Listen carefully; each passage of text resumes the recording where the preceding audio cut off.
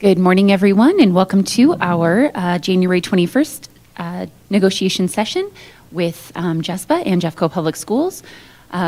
We are pleased that everyone arrived safely and hopefully as warm as possible after a 2-hour delay.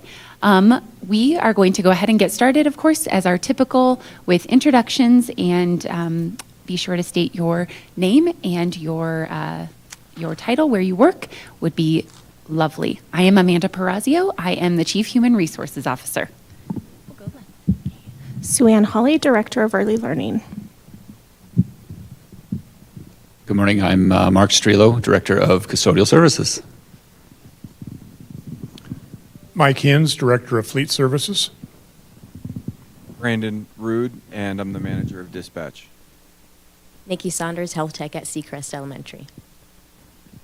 Sarah Smith, Preschool at Adams. Xander Kashub, JESPA President. Darcy Hassler, JESPA Bargaining Chair, Paraprofessional at Adams Elementary. Tiffany Beestrom, Paraeducator at Sobeski Academy and Building Rep. Jessica Goodkin, Director of Special Education. Katie Jeter, Director of Resources for Food Service.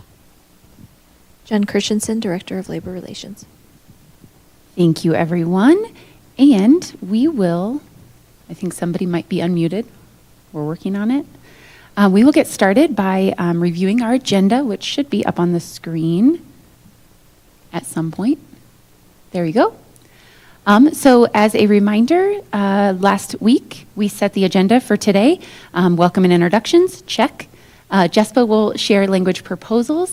Darcy did contact me ahead of time to let me know that the custodial article would be pushed until our next session due to custodial services professionals needing to be at work today to clear snow and make sure that the ice is walkable, if that is a thing. They are unable to be here, but we would certainly like to welcome them into the bargaining session once we are safer and they can be released from their duties. And then the respect article as well will be presented this morning. Afterwards, potentially a brief caucus. And then Jeffco would like to share counter proposals for Article 3, 14, and Appendix D. And then again, a caucus if needed. And then certainly a question and answer, which I apologize, we did not have that on here. So any question and answers that might come up during caucus about the articles proposed. Then agenda setting, just for the audience's awareness, our next session is scheduled for February 4th. So we do not have a session next week. And last week we did discuss potential articles to put on to the February 4th session, and we will certainly verify those toward the end of our morning. And then, of course, we'll complete our joint communication and we will adjourn for the morning. For awareness, we do have the ability to extend until 12:30. Although we do lose our caucus rooms right at 12, so we would have to be here in this room until 12:30. But otherwise, are there any amendments to the agenda other than moving the custodial services article until the 4th? Nope, looks good. Okay, then we will turn it over to you to present the new language proposal around the JESPA respect article.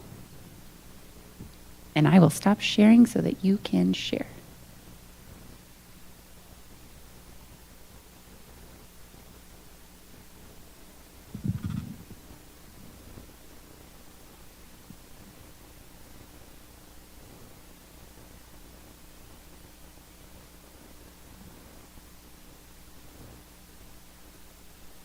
All right, new article, and we numbered it 1X.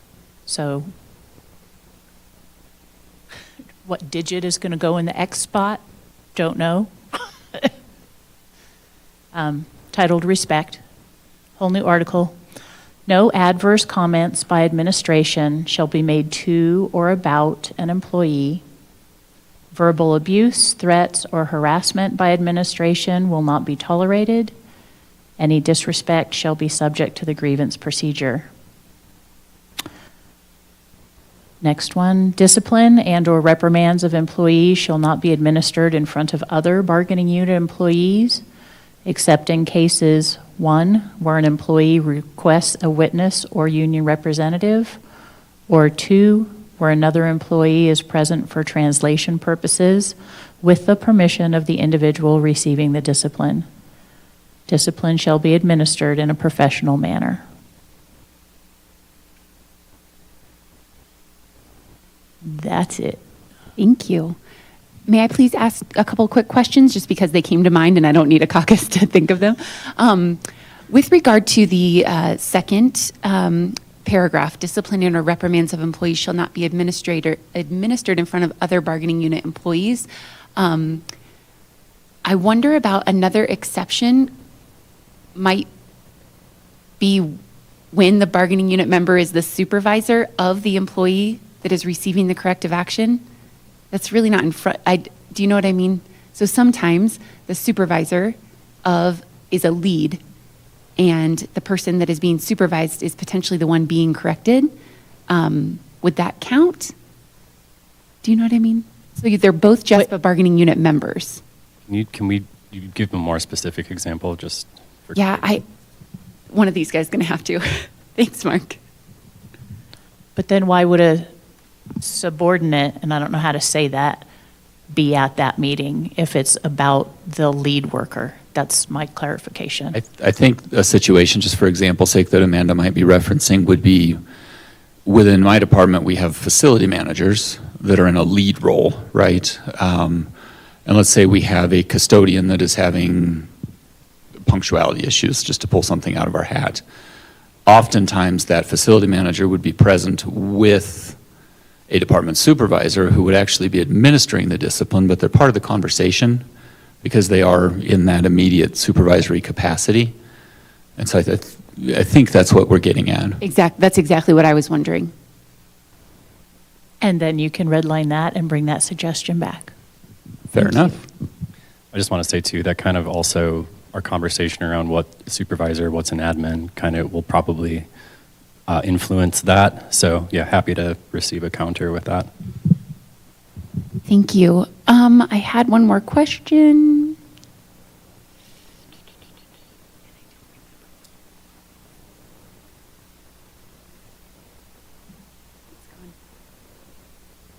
It's gone. And when it comes back for further questions, absolutely. Thank you. It happens. Did anybody else have any immediate questions from this side? Okay. And I know this is already taken care of in the preamble on how we treat each other, but we just wanted to put something in the contract specifically. It's interesting. I neglected to say that. You almost read my mind. I was going to ask if there was any interest in including this as part of the preamble, but I'm hearing you say it's already in there, and I'm also hearing you say that your membership has an interest in emphasizing it through its own article. Correct. Thank you. All right. So we will, if everyone is amenable to it, we'll go ahead and I don't think we need a caucus at the moment, and we are happy to move on to counter proposals. And if everyone's okay with it, we'll go ahead and begin with Article 3. I just have to find it, and then I will share it.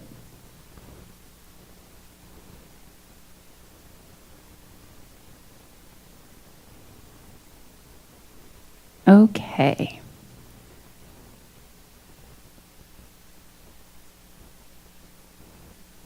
Oh, there's 3 versions, Jen. We are having fun with redlining and trying to figure out how to make the red lines the appropriate colors, because as you know, when we all start redlining, it turns into a rainbow display of different colors. I assume it's the one that was 31 minutes ago. Okay. Okay, let me make this bigger. And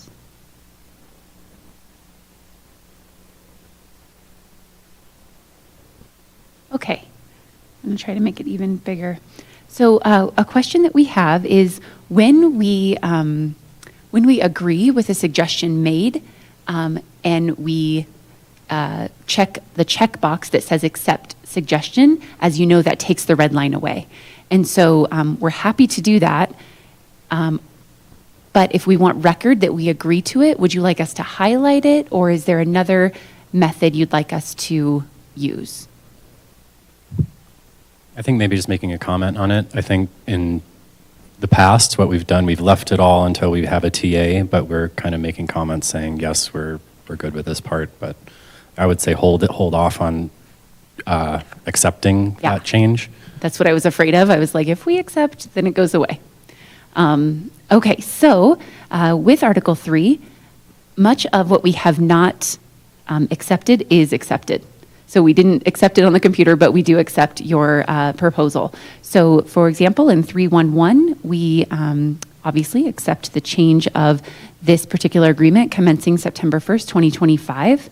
We also accept the change of it expiring on August 31st, 2031, unless extended through the negotiations process outlined in this article.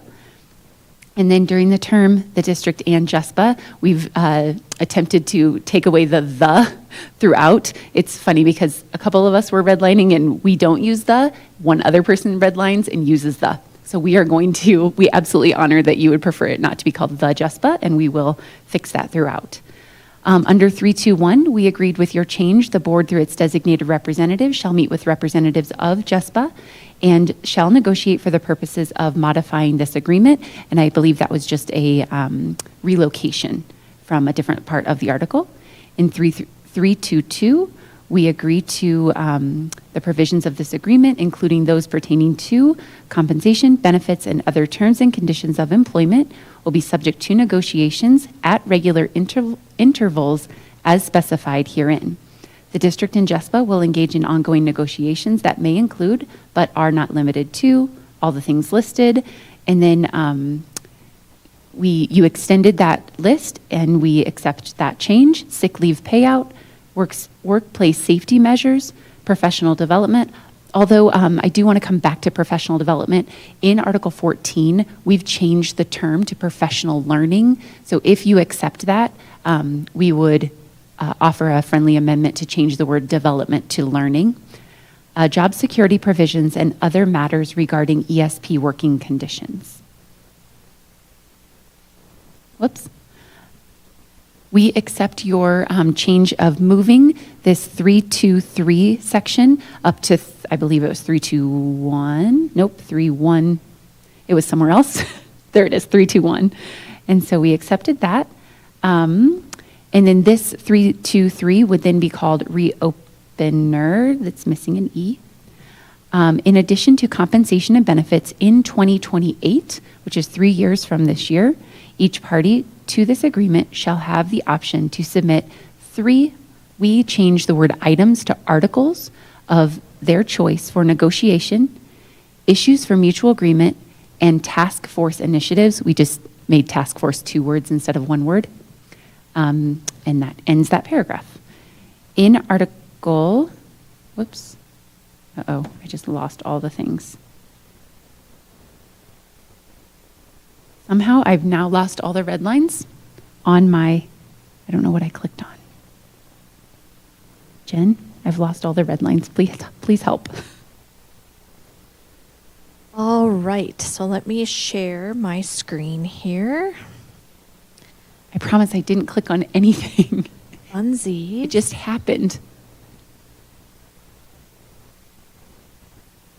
Okay. Well, that was fun. Okay.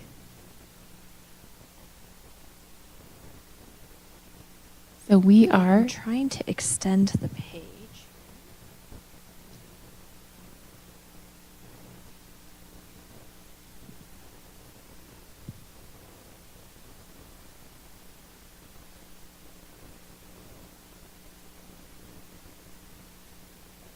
Thank you. Thank you. All right. So here, I believe we accepted 324.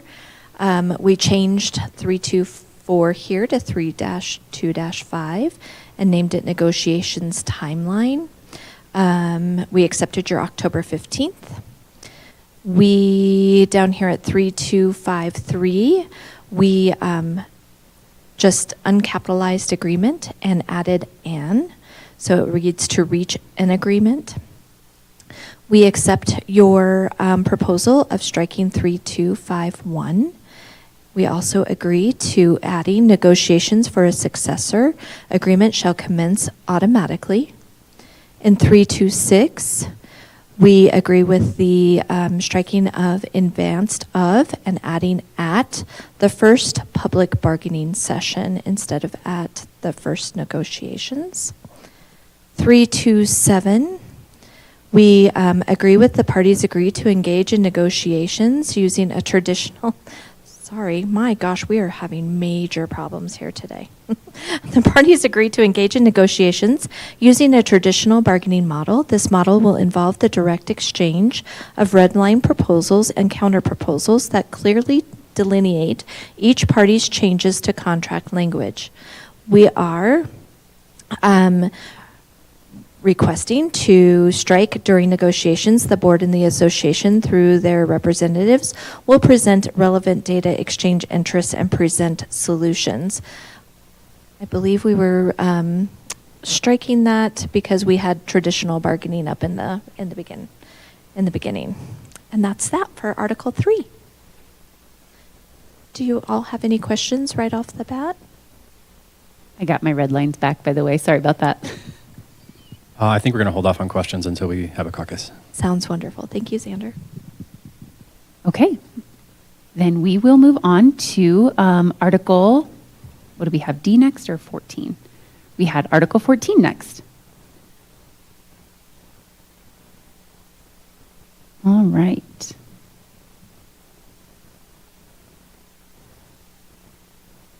Article 14 is our professional development, aka professional learning article. Tanya, are you okay with me presenting this one? Okay, just wanted to make sure. All right. I'm not going to touch anything. This one is very colorful.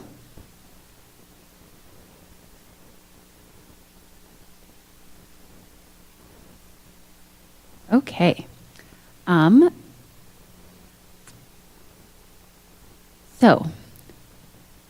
This one got, I believe, switched around. Our language is red on my screen. Your language is blue on my screen.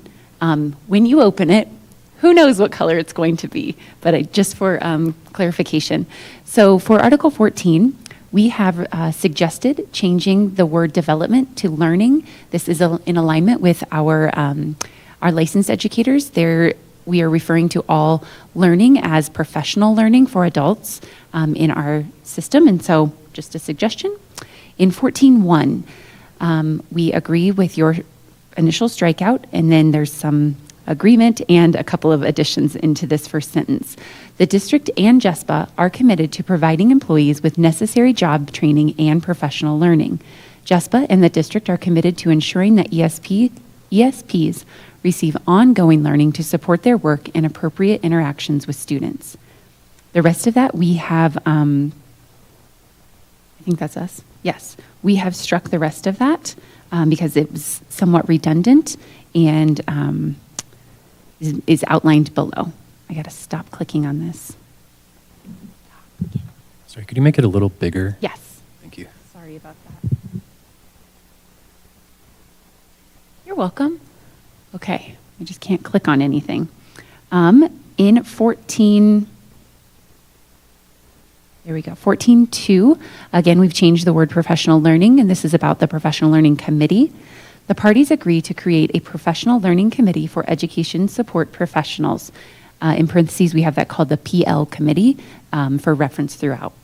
In 14.2.1, members of the committee will be made up of administrators and education support professionals. ESP members will be appointed by JESPA and may rotate depending on the committee focus that month. The committees will include no more than 4 ESP members and 4 administrator members. The reason that we struck equal parts previously was because we then define it with 4 and 4 down below, including at least one person from the professional learning department. Administrator members may also rotate depending on the committee focus. The cost of the release time will be shared equally by the district and JESPA, with the district covering the first half of the cost each year. We didn't know if that was necessary to include, but we're not against it. We're happy to cover the first half or the second half or the middle half, whichever works. 14.2.2, ESP members of the PL committee shall be provided, we modified this slightly to say up to 4 hours association release time monthly. We acknowledge that right now it's quarterly and you have an interest in this occurring more frequently. So we switched it to monthly starting in October, concluding in May, to assess recommended current professional learning opportunities and needs. In 14.2.3, the committee will identify professional learning goals for the following year by the last day of school. So we just modified this one a little bit. The cost is already up above, and so we didn't repeat that again. And we want to make sure that there's ample opportunity, even throughout the month of May, to identify what needs to happen, and that all ESPs will be given the goals for the following school year based on whatever it is that they need with their professional learning. Again, the district will cover the first half. We move that up. In 14.2.4, the PL committee should annually explore ways to build a career pathway for ESPs. We felt as though it is important that all ESPs have the opportunity to explore these career pathways to become teachers. However, we do acknowledge that the intent of the language you proposed was ways to support diversity in the ESP workforce. So we wanted to open it to all ESPs and acknowledge that it's important to be in support of diversifying the workforce. In 14.3, we have modified that one to say professional learning opportunities will be provided relevant to ESP responsibilities and scheduled during the work year. The professional learning days will be communicated to ESPs. And just for reference, the scheduled work days and the work year we feel is an interchangeable use of language. All ESPs will be offered the ability to attend emergency and non-emergency training that is offered by the district. ESPs will be compensated for their regular rate of pay for supervisor-approved training. These are offered frequently throughout the school year, and we want all ESPs, whether they are student-facing 100% of the time or even rarely, to have the opportunity to attend these trainings. 14.4.1, the employee is responsible for maintaining requisite certifications. So any type of required certification that requires an annual renewal or a quarterly renewal or an every 3-year renewal, we believe that's the employee's responsibility to maintain that certification relevant to their job duties and requirements. In 14.5, the intention of the district to provide onboarding and it is the intention of the district to provide onboarding and training defined by district departments for all new hires and those new to their position as soon as practicable. This training may include emergency response training, safety protocols, job responsibilities, and equipment usage specific to the employee's position. We have struck the part about the peer mentor. While this would make sense in a lot of situations, there are some situations this will be pretty challenging. For example, if you are a singleton employee and there's no teammate with you, it would be pretty challenging to be able to assign a peer mentor, for example, to a night custodian who's all by themselves in a building. And so typically that mentorship would fall upon the facility manager, who would be working a slight overlap with them in their schedule to be able to mentor them into the new role. So we agree with mentorship, and it is not exactly a one-size-fits-all model for all positions across our district. In the very last one, we moved the Article 16 language and the Article 14 language into this article, but then we had it struck, and for some reason it has unstruck itself. We struck it to for FNS employees and transportation employees, and we synthesized it into one statement, and that statement is the last one in here. 14.6, the district will provide appropriate and timely professional learning opportunities to employee groups requiring job-specific training, i.e., FNS, transportation, etc. Employees will be compensated at the employee's regular rate of pay. So we were trying to encompass that it might not just be FNS employees, transportation employees. There may be other employee groups who need very specific on-the-job training on safety protocols and procedures. Obviously, how to drive a bus or how to fasten a child into a restraint on a bus, et cetera, et cetera. And so we know that there are multiple groups of employees who may require specific training. So that very colorful article is there for you to decipher.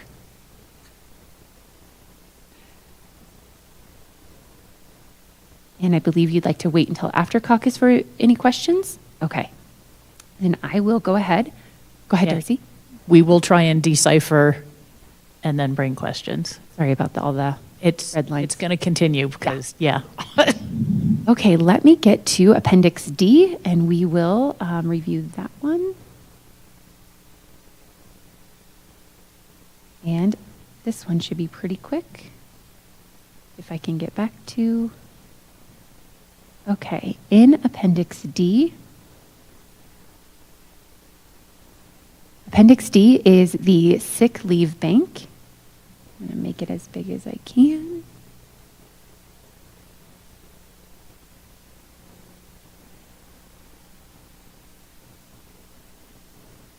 Okay, so in the sick leave bank, you have suggested, again, yours is red, ours is blue in this one. You've suggested including medical care of a family member. We agreed and accepted that language in the 1-1. In 1-2, you've suggested eligibility is open to all employees of the bargaining unit during the annual. We agreed with that and then added in benefits open enrollment period, just for clarification. In 1-4, employees may enter, you've suggested, or opt out / maintain. We are fine with that. Employees may enter membership during the annual benefit enrollment period.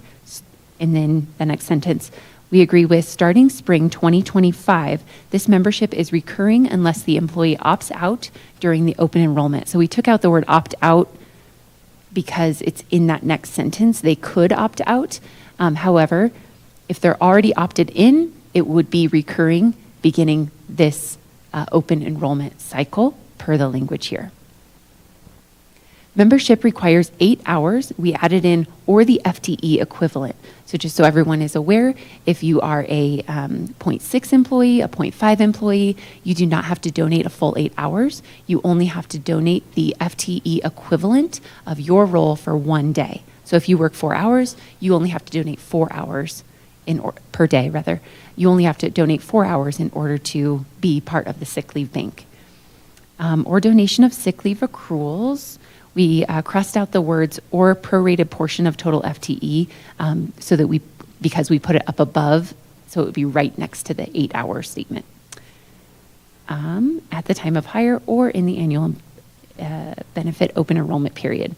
You've added the language in that the district will analyze the sick leave bank. This is a carbon copy from the other association's agreement, and we are doing this for reference. We have approximately 48,000 hours this year. It's January, so we just pulled this data recently. And then everything else is the same in that particular statement. We accept the or family member down in 1-9. And in 2-5, you've struck for personal injury or illness, which we accept because, again, the family member part. Maximum grant allowance is 30 days prorated to the FTE equivalent. So this is a typical process. So although 30 days may be assumed to be 8 hours per day, if you are a 4-hour per day employee, you still only get 30 days of your prorated time. You don't get double the time because you only work half of those days. And And then I think that that is it for that language. So we've accepted most of it and just made a couple of clarification suggestions. And that is it for the 3 counter proposals that we had prepared for today. On our agenda is some caucus time. And so knowing that you might want to formulate some questions, how long would you like for caucus? Should we start with 30 minutes? Yeah, let's start with 30, so around a little after 11 o'clock. If we need more, we'll let you know. That sounds great. So thank you to our audience members. We will be back here at 11 or just after.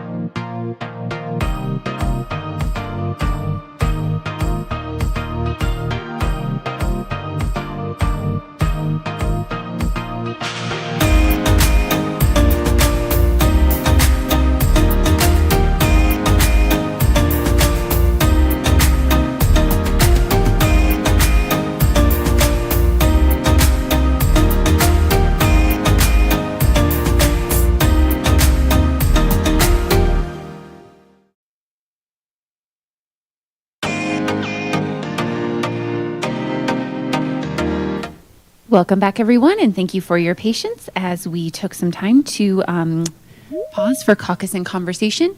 As we re-enter the teams in order to share our screens, we will turn it over to Jespa, as I believe that you would like to share a counter, or do you want to start with questions Q&A? We just have one question on D, and if we could then share a red line on 3, and then caucus to potentially red line D, and then come back, use the caucus room while we have it, and then come back to finish the joint communication and agenda setting. Sounds good. Go ahead with the question on D, if that's where you'd like to start. Okay, for question for Article D, the question we have is, would a life-changing event allow a person to be able then to, we have it benefits like during the enrollment period, but when, like we know for benefits, sometimes a life-changing event can allow you to make changes. Would that pertain to the sick bank as well? I asked that exact question because of the clarification in language, and I was told that at this time, a life-changing event does not qualify for enrolling in the sick bank. Thank you. You're welcome.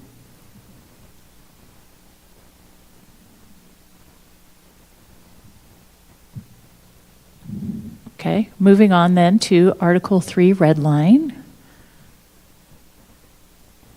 Jespa Charlie. And we're proposing striking through the Jeffco Bravo if it's going back and forth on the same day, because it'll have the same date. It might lead to confusion down the line.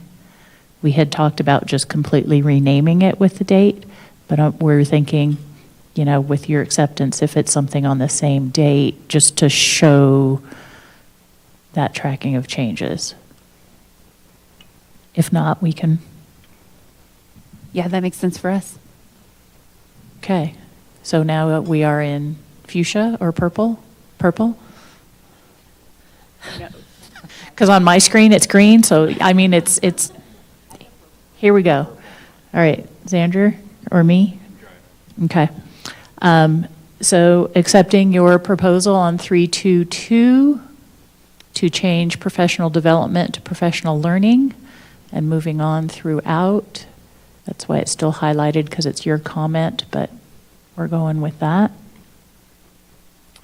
Going back down to 323, changing your proposal from articles back to R from items, just because as we're seeing through this particular one idea can span many articles, and I don't think either side wants to limit it to a particular article when they have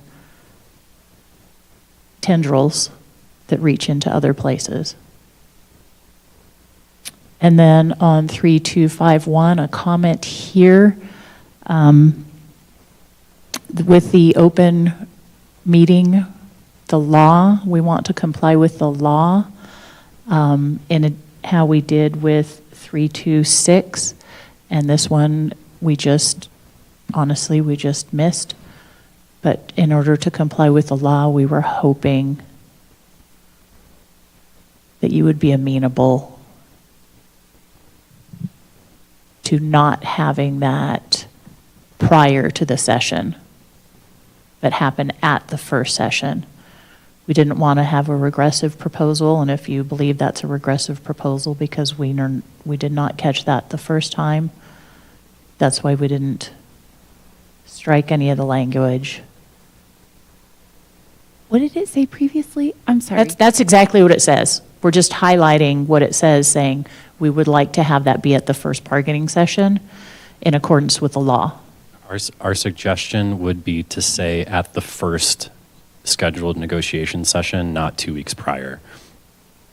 And yeah, we didn't want to redline it because we didn't want to seem like it's regressive. So if you're amenable to that, we would like to make that current with the law.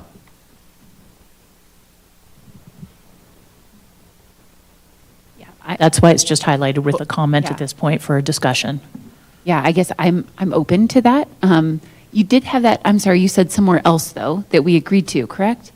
Down in 326, it said in advance of the first Well, that was written procedures. sorry. negotiation, and having that be at the first public bargaining session.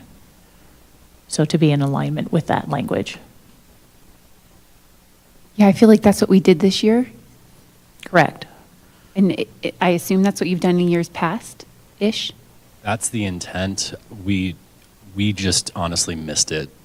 And Okay. so we were just hoping that you would be amenable to us going back. Yeah, I mean, Suggesting that changes. as long as there's no expectation that people show up with red lines at the first session, obviously, because they wouldn't be able to if we didn't know you know what I mean? Well, and it just says proposals would be communicated. Yeah. Yeah, I am certainly open to amending that. All right, I'm going to make that red line now, just so it's clear.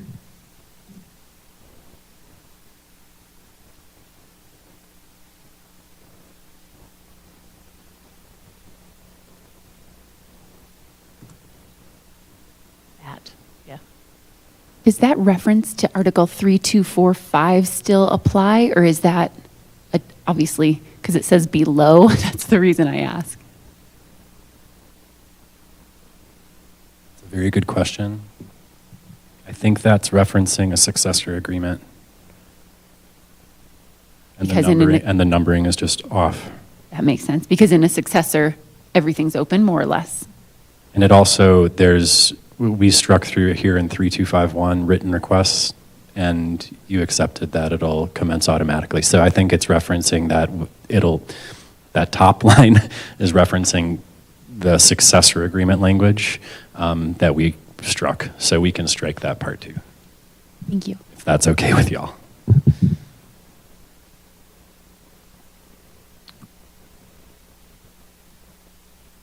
Thank you. And then the last is in 327. You had struck through our proposed, and so we just rephrased it a little bit. During negotiations, each party will share data and solutions.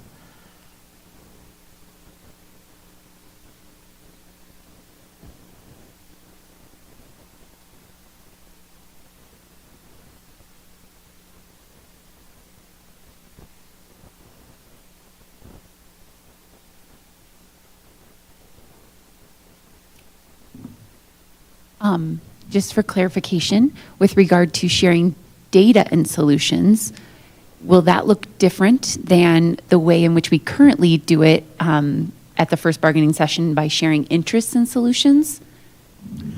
We made an assumption that you didn't like the word interest from interest-based bargaining, which is why we took out the word interest. We're amenable to having interest put back in. Yeah, we were trying to understand the difference, and maybe, I don't know if this is a right here and now conversation, or if this needs to be added later, in your estimation around traditional bargaining and interest-based bargaining, because we use the word interest so often, and I think both styles of bargaining include some type of interest, otherwise it would just be things we think about in the middle of the night. I don't know.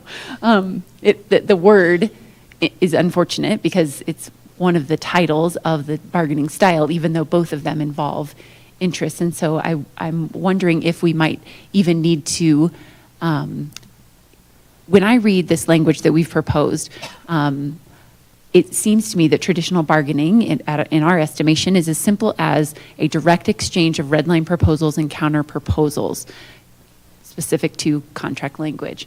But if you have a more expansive definition or specific components, we would be interested in having a conversation about that, even if it's not in the language, just to make sure that we're on the same page.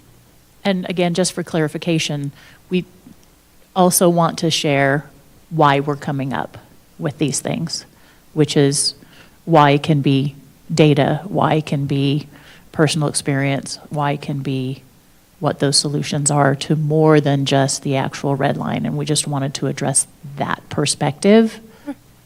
That makes sense. Any other, was that the end of it? Sorry. Those were the only proposed changes that we have. Okay. Thank you.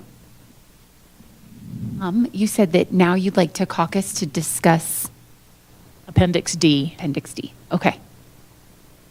All right.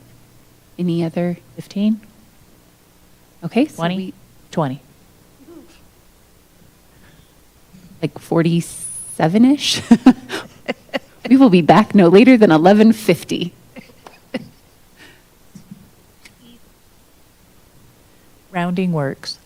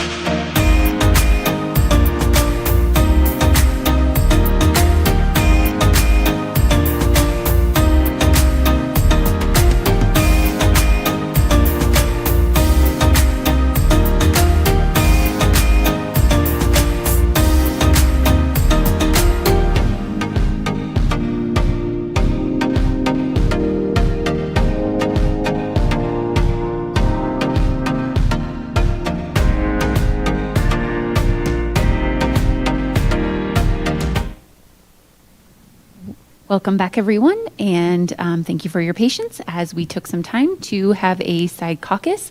We'd like to turn it over to Jespa, I believe, for a potential counterproposal to Article D, or excuse me, Appendix D. That's correct. That's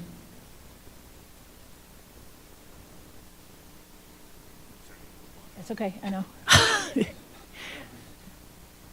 So yes, we can agree to your proposals. We just have a minor change based on a clarification that you had made in 2-5.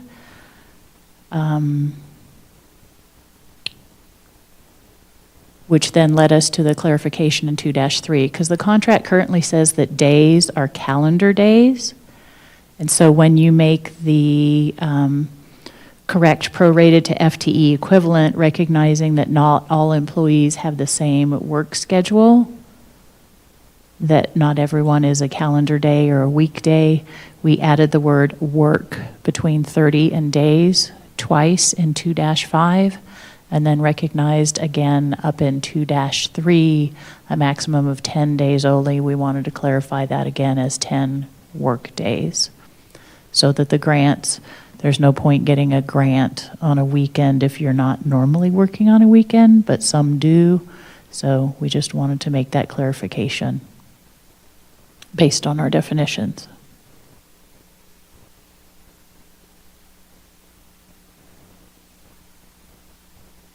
Any questions, concerns, or otherwise from the side of the table?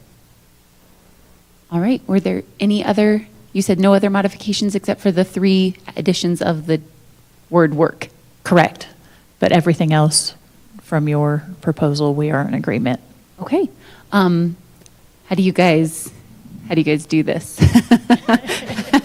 So when we would like to offer the ability to tentatively agree upon an article, do you do a thumbs up, or do you simply accept that my statement of If you're in acceptance of our proposed change, then I believe we are at a tentative agreement on Appendix D, JESPA Charlie version 121. I agree with the statement that you just made. We are at tentative agreement.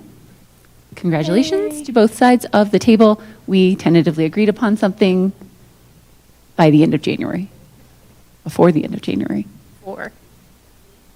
Can I just speak a little bit to that? Just Please. because we talked about definitions a couple sessions ago and how that's kind of, it can evolve in a way. So I'm wondering for articles that we do TA, if we do recognize that there's something from definitions that needs to be updated or changed in a T8 article, we can go back and do that. Are we both okay with that? In Article 1, Yeah. yeah, I agree with that. Okay. Right, we want to make Article 1 as definition specific as we can, so to remove any ambiguity. Okay. Thank you. Absolutely. All right.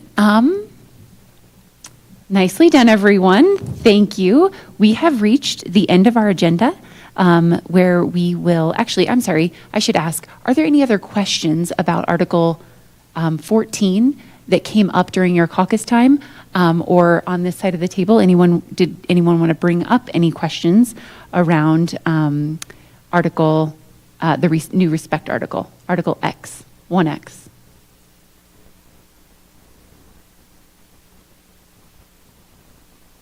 Okay, I will share that we did have a conversation around the need to, if we were to use the language from the new respect article, there might need to be some definitions, because a lot of what was in there we found to be somewhat subjective, that each person might feel a different way around some of the things that were stated in there. So just a thought, as we bring back a counterproposal, we may do so with more with some more defined language, and maybe even some more specifics, just because we want you to know that we acknowledge the concern that you've shared today, and certainly want to prevent any type of disrespect. And we want to make sure it's really clear what that might look like, and the fact that it's different for each person. Okay, so we can move on to our shared, or our communication is the word that I'm looking for, and then our agenda setting for February 4th. I have started to type. The copy and paste feature is my favorite, and so I've started to create our joint communication for this week simply by copying and pasting from last week. Jen, can you share it? I didn't join thank you. So Jen's going to put it up on the screen. So far, Tuesday, January 21st, 2025, the district and JESPA bargaining teams met from 10 a.m. to 12-ish p.m. After introductions, JESPA shared proposed language for a new RESPECT article. The district shared counter proposals for Articles 3, 14, and Appendix D. After reviewing proposed language, JESPA offered a counter proposal to Article 3 and Appendix D. I didn't put on here yet that the teams arrived at a tentative agreement on Appendix D. There we go. And then I already preemptively wrote, the teams set the agenda for February 1st, which is scheduled for 4 p.m. to 8 p.m. in the boardroom at the Ed Center. The identified articles they intend to bring include, would you like to share? The new custodial article, the new safety article, the new staffing article, and compensation Article 6. And you said Article 6? Yes, I did. Okay, new article on custodial services, new article on safety, new article on staffing, and Article 6. Lovely. We are planning to and can bring counter proposals on Article 2, organizational rights, Article 9, evaluations, and we'd like to attempt a counter proposal on their new RESPECT article. So again, Article 2, 9, and the RESPECT article. Thank you.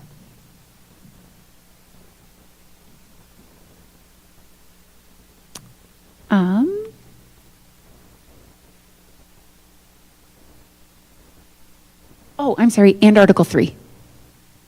Because you just brought that back, and we need to make a couple of double checks, and then we will bring that one back to you. And then, is there anything else that we need to include in the joint communication?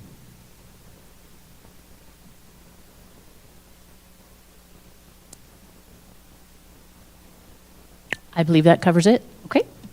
Shall we go ahead and set the agenda for the actual agenda for February 4th? Jen, have you started one in our shared folder? Okay. So in our shared folder, would you like us to go first since you went first this time with proposed language, or would you like to go back and forth since we have so many? Or would you like to go first? We are open to whichever.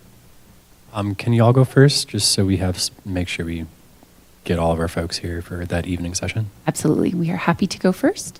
And then, so we will start with our proposals for the 4 articles, counter proposals, and then caucus time, I assume. Will that work for you? And then we'll have you counter propose, or rather propose the new articles, including the guests who will be joining us. And then another caucus. I think we're planning on having dinner. Oh, yes. It's an evening session. Yeah, so I think just making sure we have enough time for a dinner break / caucus. Sounds good. Even if, and we can certainly gauge the time if we need to put the dinner right after or right after our proposals, since we start at 4. We can certainly schedule it in there.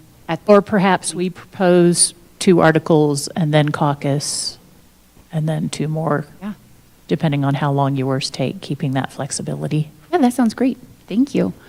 And then, as usual, we'll write the joint communication and set the agenda. Oh, I just realized I did those backwards today. Joint communication, then agenda. Everyone knows what we're doing. They can hear us. And I think that's it. Anything else you would propose adding?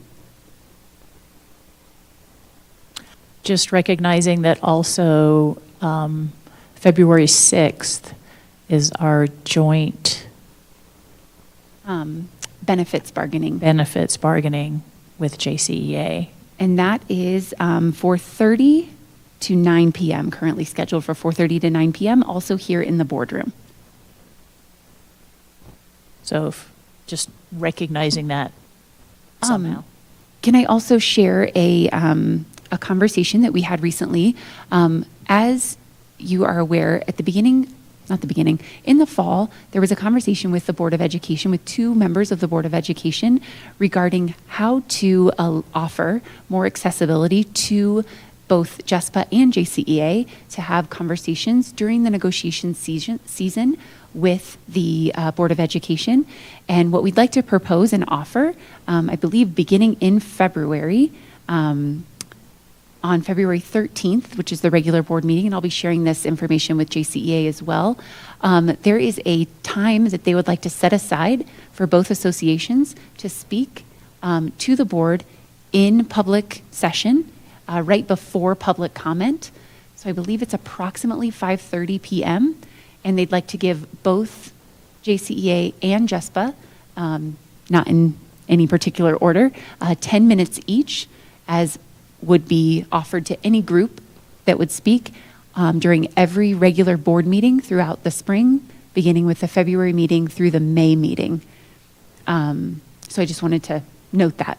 Can you say that again, please? Yes. So beginning February 13th, and in each regular board meeting for February, March, April, and May, the board would like to offer JCEA and JESPA 10 minutes each right before the regularly scheduled public comment, so it would always be a consistent time, give or take a few minutes based on the board's agenda, to speak with regard to any type of negotiations topic or interest or concern or celebration that you might want to bring forward to the board publicly. Sorry, I'm thinking, did that meeting date change in February, or was it always on the 13th? They have a study session on the 5th, but their regular meeting is scheduled for the 13th. Okay, thank you. You're welcome. And I mean, I could tell you all the dates if you were interested. So it's February 6th, 13th, March 13th, April 10th, and the May one is a little strange. I believe we would offer the May study session on May 7th because the May regular board meeting has been pushed to May 29th due to graduations and all the other things. And so they would like to offer that time for both associations on May 7th. And that's completely optional, but it is something that they would like to offer to both of the teams. And just for clarity, it's not something we need to sign up for. That's just there for us to use. That is correct. They will reserve that time on every single board meeting. And if you don't need it or feel like you want to use it, I mean, it would be great if you could notify us the day before, and we might reach out just to ask so that they can condense the agenda if needed.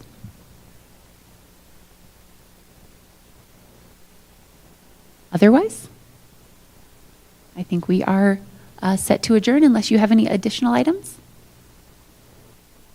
I think that's it. Thank you. Thank you. We'll see everyone back here on February 4th at 4 p.m.